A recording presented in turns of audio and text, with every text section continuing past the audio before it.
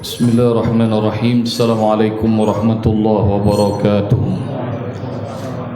Innal hamdalillah nahmaduhu wa nasta'inuhu wa nastaghfiruhu wa nastahdihi wa na'udzu billahi min shururi anfusina wa min sayyiati a'malina man yahdihillahu fala mudilla lahu wa man yudlil fala hadiya lahu. Asyhadu an la ilaha illallah wahdahu la syarika lahu wa asyhadu anna Muhammadan abduhu wa rasuluhu la nabiyya ba'da. Allahumma shalli wa sallim wa barik ala habibina wa syafi'ina wa maulana Muhammad wa ala alihi wa sahbihi ajma'in. Wala haula wala quwwata illa billahil aliyil azim. Amma ba'du. Jemaah Masjid Al-Muhajirin rahmati Allah subhanahu wa ta'ala. Allah subhanahu wa ta'ala berfirman dalam surat Al-Baqarah ayat 185, a'udzu billahi minasyaitonir rajim. Syahrul Ramadan alladzi unzila fihi al-Qur'an hudan linnas wa bayyinatin minal huda wal furqan. Bulan Ramadan adalah bulan di mana Allah turunkan Al-Qur'an. Dia menjadi petunjuk bagi manusia. Dia penjelas dari petunjuk-petunjuk itu. Dan dia adalah Al-Furqan, pembeda antara hak dan batil. Salah satu kemuliaan bulan Ramadan adalah akrabkan diri dengan Al-Qur'an. Dan orang yang mengamalkan Al-Quran, maka akan Allah muliakan hidupnya dunia dan akhirat. Mereka yang meninggalkan Al-Quran bakal Allah hinakan. Dan di ujung surat Qaf, surat 50 ayat 45, Allah subhanahu wa ta'ala berfirman, وَذَكِّرْ بِالْقُرْآنِ مَنْ يَخَافُ وَإِيدَ. Berikan peringatan Muhammad dengan Al-Quran ini bagi orang-orang yang masih takut dengan ancamanku. Dan jemaah Muhajirin rahmati Allah subhanahu wa ta'ala, Al-Quran itu peringatan Allah yang halus.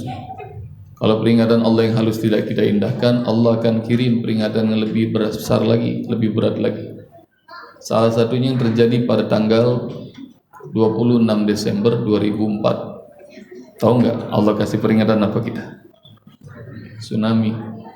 Air yang setiap hari kita minum, kita pakai mandi, cuci, wudu. Air yang menjadi sahabat kita tiba-tiba membinasakan.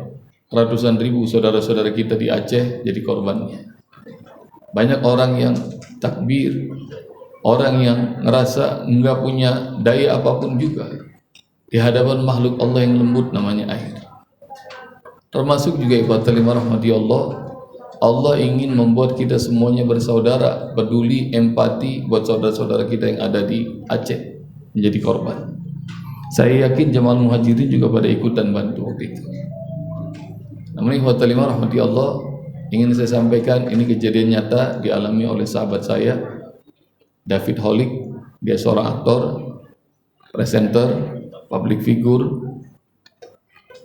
Beberapa bulan pasca tsunami, Ustadz, saya diundang ke Aceh, acara syukuran. Ada sebuah desa di Melabo Aceh dibangun kembali. Dan ikhwatal iman rahmati Allah subhanahu wa ta'ala, David datang ke sana. Begitu saya hadir, kata David, rupanya audiensnya 70% adalah orang asing. Siapa mereka, Fit? Mereka adalah negara-negara dan organisasi-organisasi yang bantu desa itu untuk bangkit kembali. Jadi acara pakai bahasa Inggris, kata David. Acaranya sambutan dari awal sampai akhir, dari mulai pukul 10 sampai kira-kira setengah 12 sambutan dari pemerintah lokal, pemerintah pusat, pemerintah negara ini, negara itu, NGO ini, LSM itu, dan ganti-gantian sambutan. Acara menjemukan, bosen, dan acara begitu mau saya tutup, Ustadz, tiba-tiba IO-nya ngasih tahu, Mas David, tolong panggil nama perempuan ini dong buat hiburan. David berkilah, kan nggak ada dalam rundown hiburan. Mas, 1,5 jam orang dengerin sambutan terus, orang bosan. Saya pengen semua orang bubar, semuanya bahagia. Karena permintaan panitia, akhirnya saya panggil nama perempuan Aceh ini untuk tampil hiburan. Tapi saya panggil pertama kali, nggak ada yang nyaut. Saya panggil kedua, saya kira adalah perempuan dewasa, rupanya anak kecil, kira-kira 10 tahun. Datang dari belakang dengan semangat, nggak ada ragu, dia naik panggung. Lalu kemudian saya nanya, mau penampilan apa dek? Dengan tegas dia jawab, mau nyanyi om. Nyanyi lagu apa? Lagu bahasa Inggris om. Judulnya apa? Nggak tahu om. Tapi kamu apa? Apa om? Kata dia. Karena meyakinkan, akhirnya saya kasih deh mic sama dia, Ustaz, dia nyanyi lagu anak-anak tentang lautan, cuma 3 baris Ustaz. Judulnya apa Fit? Insya Allah Ustaz tahu. Tahun 80-an ini lagu, cuma 3 kalimat. My bonnie is over the ocean. Cuma tahu lagi itu. My bonnie is over the sea. Oh bring back my bonnie to me. Lagu itu diputar, diulang-ulang sama dia belasan kali. Orang-orang yang hafal senyum, semuanya ikut nyanyi. Yang gak hafal tepuk tangan. Dan sungguh gadis ini pinter banget bahasa Inggrisnya. Dan dia great performer. Seorang dia tebarkan pesan kepada kami semua. Aku anak Aceh, aku udah gak sedih. Kami semua happy. Begitu lagu selesai, ikhwatul iman rahmati Allah, kami semua standing ovation, tepuk tangan panjang. Lalu kemudian ada seorang bule penasaran naik ke panggung pengen dialog sama anak Aceh yang pintar bahasa Inggris ini. Bule itu nanya, my sweetie, what is your name? Sayang, siapa namamu? Anak yang tadi pintar bahasa Inggris jawabnya aneh, Ustaz. Gimana? Dia geleng kepala sampai bergumam, Padahal tadi dia pintar bahasa Inggris, what is your name? Dia kagak tahu. Bule itu penasaran, dia nanya lagi, my sweetheart, do you live here? Sayang, apakah kau tinggal di kampung ini? Jawabannya sama, Dia geleng kepala lagi. Tadi kami semua terpana, saat ini kami semua tertawa terbahak-bahak. Kami menyimpulkan rupanya gadis itu hanya sekedar hafal. Even one single word dia nggak ngerti apa yang dia ucap. Maka acara bubar kami semua tertawa terbahak-bahak dan kaum muslimin cari masjid terdekat untuk sholat zuhur. Saat kami usai sholat zuhur, ada yang sedang zikir, ada yang sedang doa. Tiba-tiba suasana hening pecah. Dari soft belakang terdengar suara isak tangisan kenceng benar. Semua orang noleh ke belakang. Saya berdiri, saya lihat, oh rupanya yang nangis kakek-kakek. Saya samperin, saya peluk, kata David. Maka si kakek nunduk. Saya bilang, Pak sabar, Pak sabar, ini ujian dari Allah. Kalau boleh tahu apa yang membuat Bapak nangis? Apakah Bapak menangisi anggota keluarga yang wafat ya karena tsunami? Bukan, katanya. Apakah Bapak menangis karena rumah Bapak hancur ya diterpa tsunami? Tidak. Apakah harta Bapak lenyap ya disapu tsunami? Tidak. Lalu apa yang membuat Bapak menangis?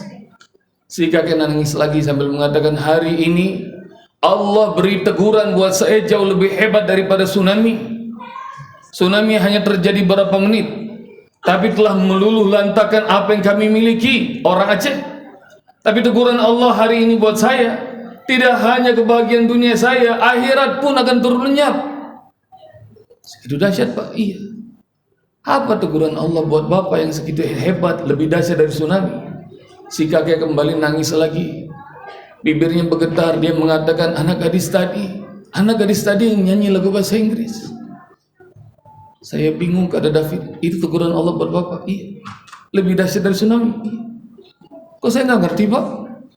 Nah, lihat diriku, usiaku kini 67 tahun, kata si kakek. Rambutku memutih, pandangku semakin melamur, badanku makin lemah. Aku tahu hidupku di dunia ini gak bakal lama lagi, karena aku tahu aku akan mati. Aku perbanyak ibadah pada Allah di sisa umur. Aku rajin sholat, aku rajin ibadah, doa, termasuk baca kalamullah Al-Quran.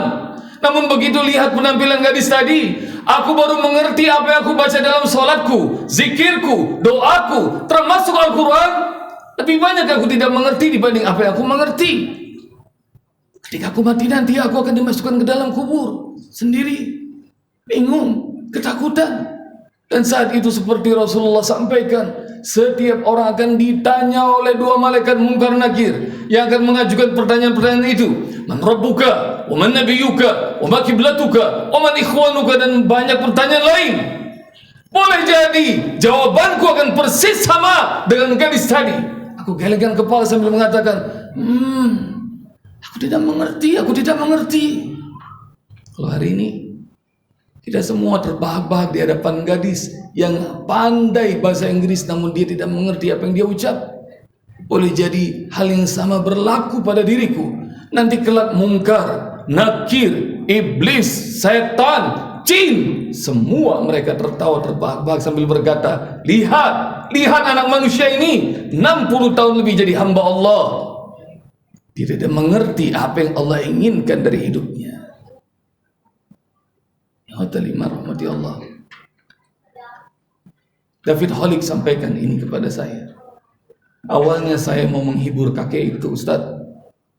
Tapi begitu saya tahu apa yang jadi kerisauannya, seperti saya dijewer sama Allah. Allah tempeleng saya.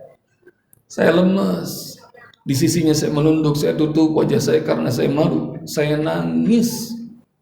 Saat itu saya baru tahu 30 tahun lebih usia saya. Entah berapa ribu kali saya mendirikan sholat. Jangankan seluruhnya.